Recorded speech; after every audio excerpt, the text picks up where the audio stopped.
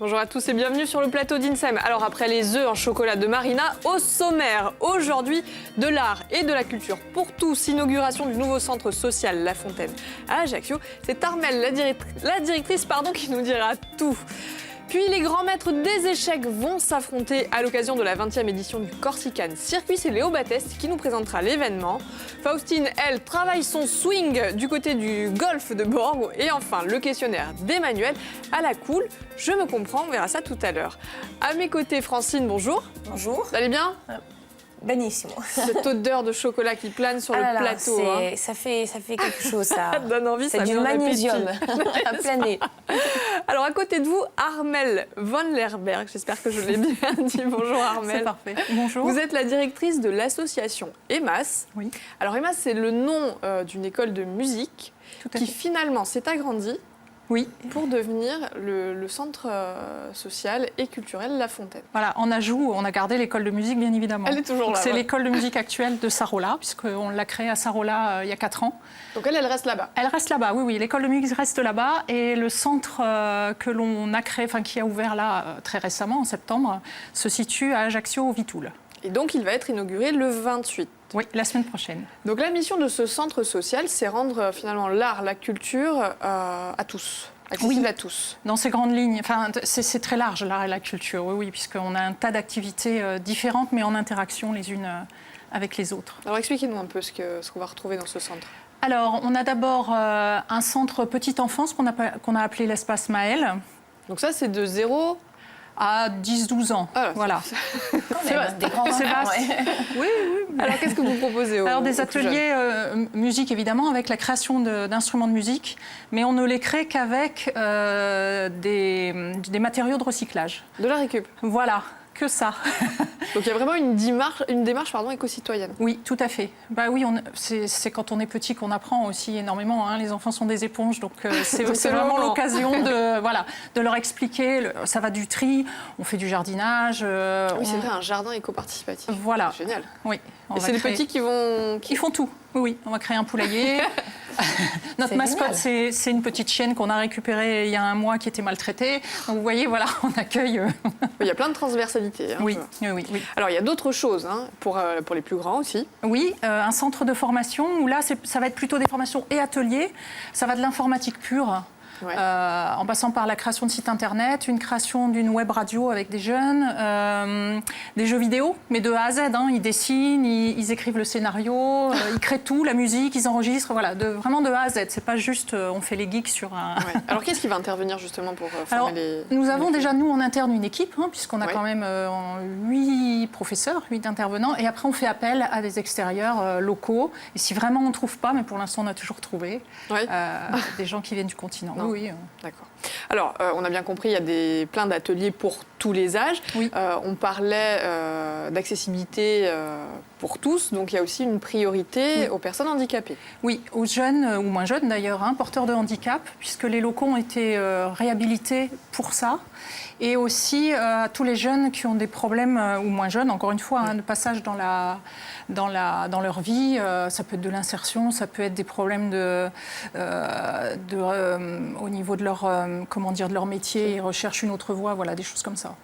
Alors, plein d'ateliers, plein d'activités, des transversalités, et puis aussi un endroit pour se retrouver et profiter, c'est le café culturel. Voilà, tout à fait. Oui, on a voulu créer un espace où tout le monde peut venir bon, évidemment, il y a des horaires, mais à des moments se retrouver. On crée une bibliothèque.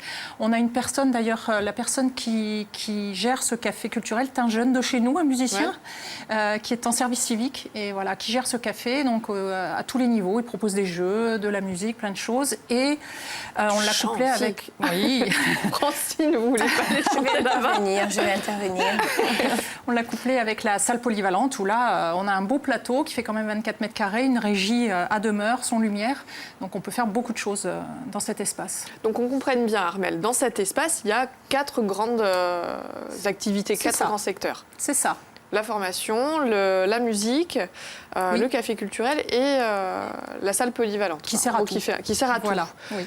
Et donc ça va presque de 0 à 77 ans, si j'ose dire. Exactement, oui, parce que les petits qui vont créer leurs instruments... 3 mois. C'est ça, 3 mois, hein, le oui, plus 3 jeune. mois, parce que 0, c'est... C'est un peu trop tôt. Voilà, 3 mois, c'est bien. Mais les petits qui créent leurs instruments, ils créent des contes sonores, ils vont les montrer, ils vont monter sur scène aussi. Il y a tout cet aspect-là pour eux qui est assez sympathique. Et puis il y a vraiment le volet social sur lequel vous insistez. Vous avez envie de proposer des alternatives et éviter que quand on s'ennuie, en fait, on soit tenté de faire des bêtises. Oui, tout à fait. Mais c'est large aussi, puisque là, on va travailler avec une personne de l'ADMR qui s'occupe des enfants autistes, par exemple. Après, on fait aussi de la musicothérapie. Oui. Donc voilà, on a quand même des axes qui restent toujours activités artistiques et culturelles, mais qui sont... Ça va aussi, c'est très large, quoi. Ça peut du thérapeutique jusqu'à la lutte contre la délinquance, quoi, pour éviter les dérives. On travaille avec la CAPA là-dessus. Alors on a bien compris, c'est une sorte de passerelle avec d'autres acteurs sociaux finalement. Oui. On est vraiment en lien, par exemple, à FALEP, que vous connaissez. On va intervenir dans leurs ateliers relais, par exemple. Donc oui, c'est vraiment proposer des actions et des activités dont tout le monde peut se servir pour leur propre structure. Alors Armelle, aujourd'hui, c'est gratuit ou c'est payant ? Alors malheureusement, c'est toujours le nerf de la guerre, l'argent. On est obligé de faire payer parce qu'on a de lourdes charges, évidemment.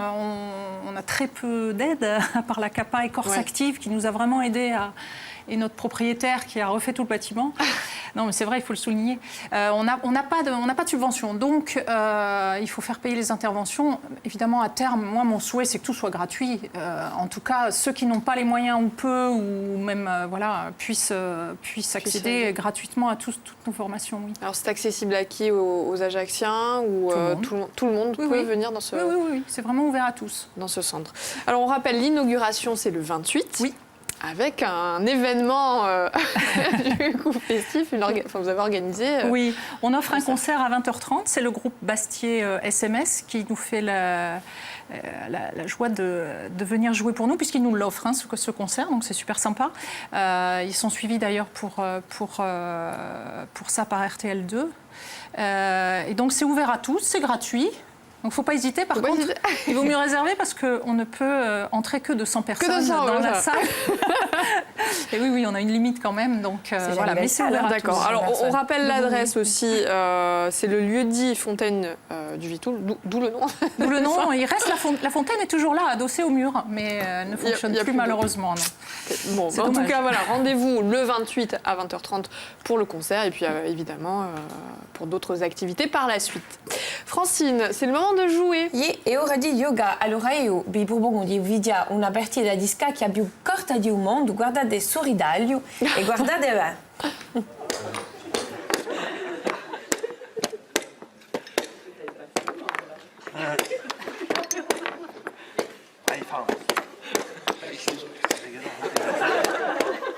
Non så.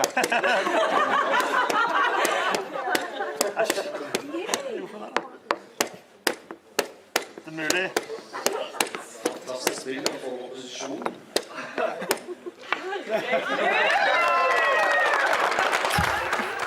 Ça allait très vite là. E proprio un allora aiutava una domanda assai difficile che domanda riflessione. Quanto ci vuole essere per fare una partita di scacchi? Avete la risposta?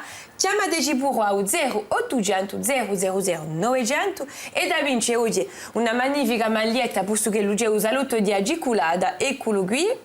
Un bello scorsale di noi per fare appena di cugina, dolciume agiculata. Ecco, un piccolo apparecchio per fare per stare sente un suono più bello a radio e di noi due piazze per vincere, dunque da vincere due piazze per usare l'otto di agiculata, ecco, chiamateci pure a 0800 000 900.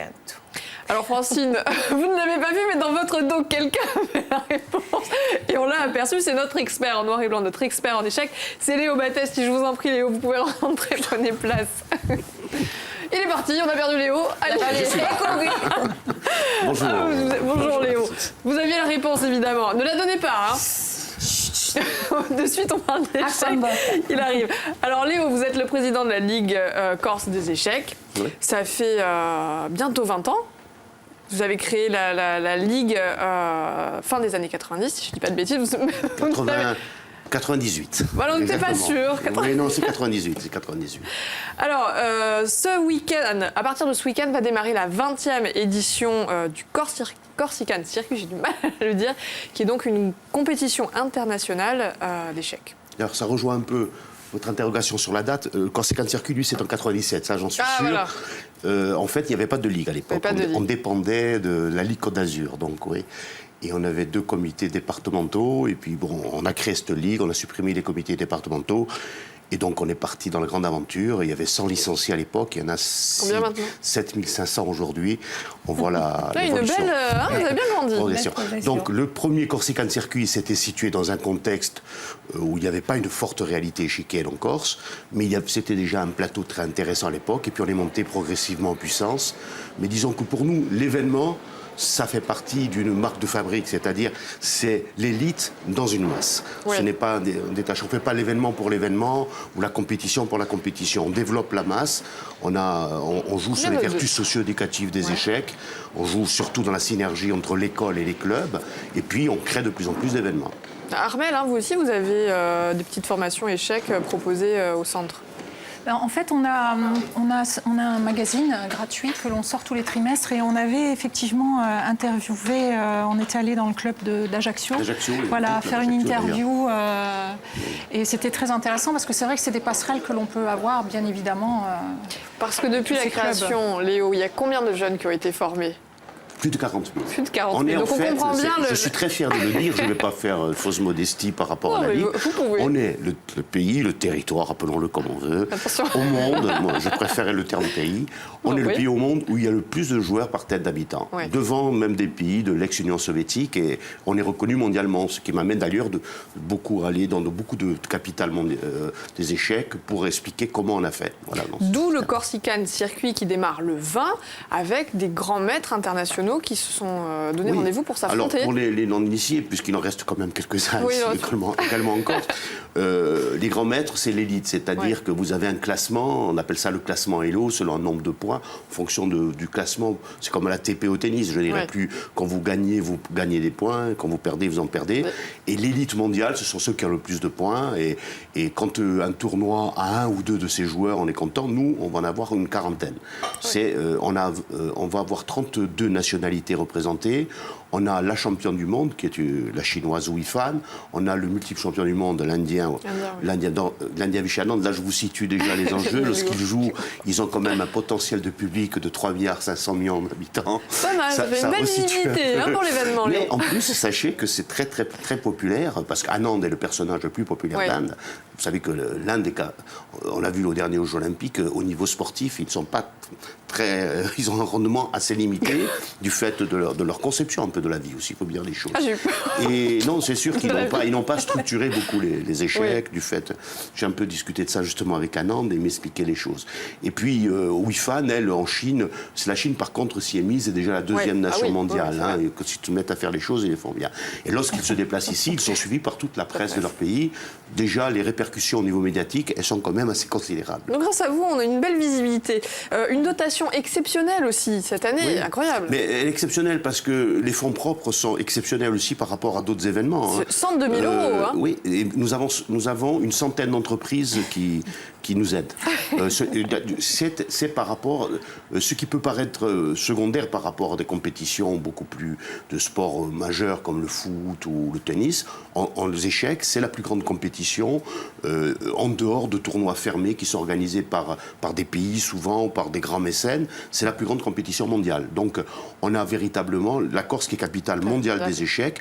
Les échecs, c'est aussi la 3e fédération mondiale derrière celle du football et celle du basketball, puisqu'elle y est dans 177 pays, ce qui veut dire qu'il y a des répercussions dans des endroits où souvent les échecs sont, comme en Corse d'ailleurs, un sport majeur. Alors Armelle, ça vous faisait sourire. Il est encore temps de s'inscrire ou pas, si vous savez jouer? Je ne sais pas jouer, malheureusement. Alors ce sera aussi l'occasion de s'initier, évidemment, puisqu'il y aura des ateliers. Ça va se passer à 2 endroits différents. Oui, on commence. Ajaccio, Bastia. Voilà, il y a 3 tournois, si vous voulez, de compétition, selon la force des joueurs. L'élite, c'est le Corsica Maestre, et puis ensuite, il y a deux tournois, le Corsica Amador, qui correspond à des joueurs moyens, de clubs assez forts, Esperanza, comme son nom l'indique, d'espoir, qui est réservé plus aux débutants ou aux joueurs pas encore assez chevronnés. Bon, bah, donc on a trois, c'est ce qui est intéressant. Et puis, ce qui est intéressant, c'est qu'il y a des tournois réservés surtout aux jeunes. J'invite d'ailleurs à venir, aussi bien le vendredi, donc sur Bastia, le vendredi. Au théâtre de Bastia. Au théâtre de Bastia, et ensuite le dimanche 30, au Palais des Congrès d'Ajaccio. Il y a les trophées des jeunes, où là, il y a énormément de cadeaux. Alors, ça va des casques de réalité virtuelle. Ça, c'est parce que c'est votre côté geek. Tablettes. Ah oui, c'est mon côté. Il n'y a que de ça. Mais je ne suis pas le seul, je crois. Je suis assez enfant, je le concède. Mais il y a beaucoup d'enfants qui apprécient ça, parce qu'ils sortent avec des consoles, etc. Et tous auront des cadeaux. Et comme on en a quelques centaines, ça vous donne... Ça vaut le coup de venir. Merci Léo, vous nous avez vraiment donné envie de s'initier aux échecs. On rappelle Corsican Circuit du 22 au 30 octobre. Vous restez avec nous pour la météo de notre Francine. C'è un piccolo punto nella meteo, dunque ci saranno nuvoli o assi al lungo di un litorale sud-occidentale, in un rione o astiaccio, quello io nebbio e di no quello io gabigoso di mattinata. Donc, e poi il gelo sarà piuttosto assolalato dall'isola Zana, un vento appunente sud-punente soffierà in fin di mattinata fino a 75 km all'ora, con raffiche in un sottanaccio, l'Alta Rocca, Valagna e il Gabigorso. E con fine di orchestrale, dunque in fine giornata soffierà sino a 90 km all'ora in Gabigorso, dunque attenti.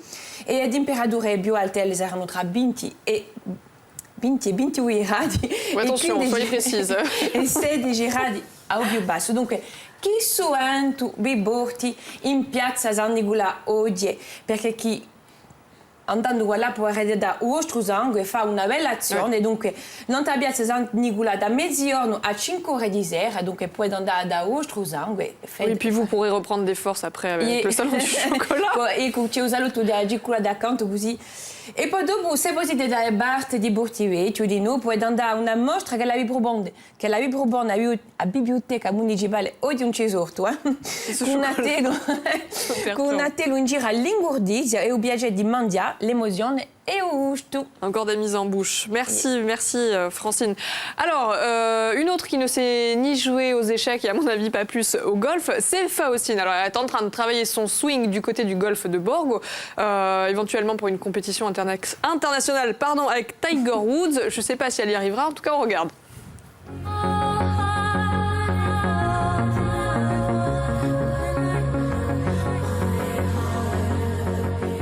Nici desti dobu mezziorni d'autorno con finisce no mai. E ben di l'occasione di provare una nuova attività e perché mica o golf. Non, partite mica, aspettate. Non è mica ciò che pensate. Scoperta di un sport con quelli che ne sono appassionati, direzione o Golf Club di Borgo. J'ai bien le pouce de part et d'autre de la marque du club. Les poignets étant armés, je vais les désarmer. Michel, qu'est-ce que tu pourrais dire pour présenter le golf de façon simple et générale, pour les gens qui n'y connaissent rien? Alors déjà, le golf est un sport, malgré ce que pensent beaucoup de personnes, qui peut apporter beaucoup de choses, pour les enfants d'une part aussi, et à tout âge, et y compris chez les seniors, puisqu'avant tout on marche. On fait tout travailler, on fait travailler tous les muscles, les articulations, c'est un jeu de réflexion, d'analyse. Donc on fait travailler les neurones aussi. Voilà, donc ça apporte énormément de choses et à tout âge. Et notamment chez les enfants, ça développe beaucoup d'habiletés motrices. Savoir gérer son matériel, savoir aussi vivre avec les autres, enfin en groupe. Donc ça apporte énormément de choses. Agili chi contano in natura ciò che va al golf e chi può cominciare tardi senza vergognarvi. Qu'est-ce qui vous plaît dans le golf? Un peu la complexité. Je suis quelqu'un qui est, comme tout humain, est un petit peu complexe et changer les habitudes, changer mes comportements. Au niveau du physique, j'ai toujours été très compact et le golf est peut-être une école de concentration, de trouver d'autres gestes et d'autres mouvements. Una giornata intera a picciare in deavala con bavido. Di possibile nanta green et on si sa mai quale chi vincerà. Parfait. Qu'est-ce qui te plaît dans le golf? Quand on fait du grand jeu et quand je joue avec papa. Ça te plaît de jouer avec ton papa? Oui, Vous avez commencé il y a combien de temps? Il y a une dizaine d'années. Et pourquoi vous êtes lancé dans le golf? En fait, je sais pas, le jeu me plaisait. Je le regardais à la télé et puis après, je m'y suis mis. Et est-ce que ça collait à ce que vous attendiez du sport? C'est difficile au départ. Mais après, c'est un vrai plaisir. Accro de suite. Il golf è più che un sport, è un gioco di strategia e di maneggio di se stesso.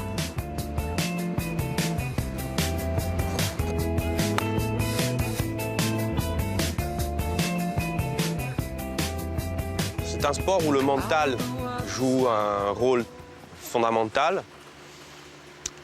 C'est un sport qui t'aide aussi dans la vie parce que tu dois aussi faire un travail sur toi-même, sur la concentration, sur la patience, sur maîtriser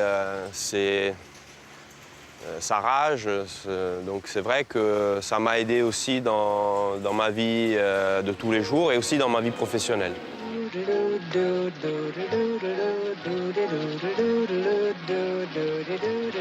E per finire anche un gioco d'amicizia in due uomini si ridroa anche sotto a bio. moi j'aime bien le putting. Qu'est-ce que c'est le putting?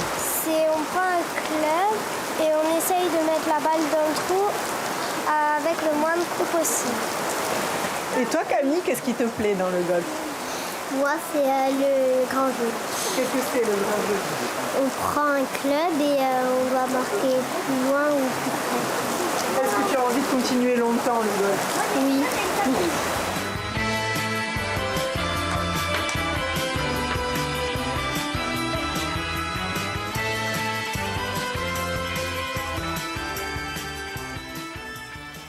Elle veut faire de la concurrence à Léo Battesti, elle recrute très tôt pour le golf.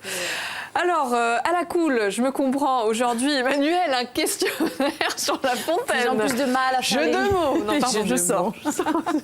Célia sort. Pardon. Armel, bonjour. On va essayer, si vous le permettez, de savoir un petit peu ce qui anime, ce qui vous anime dans cette entreprise quand même audacieuse, si je peux me permettre. Alors, si vous étiez un prénom. Emma. Alors pourquoi? C'est un mon hommage, non? Non, c'est pour moi. C'est ça. Emma, école de musique actuelle. École de musique actuelle, donc à découvrir dans votre structure qui s'appelle La Fontaine, pour ceux qui n'avaient pas fait le lien avec la transition de Célia. Si vous étiez un lieu d'échange. Un lieu d'échange, notre café culturel. Alors qu'est-ce qui s'y passe? Plein de choses. Des réunions, il s'y passe, on a des rencontres intergénérationnelles aussi, on n'est pas que dans l'enfance. Non, c'est vraiment accueil de tous. Au-dessus d'ailleurs de notre espace, il y a un club de karaté. Et du coup, les parents viennent au café culturel en attendant leurs enfants. Une bonne façon ça fait des échanges et c'est vraiment super sympa. Si vous étiez un mot? Un mot, mixité.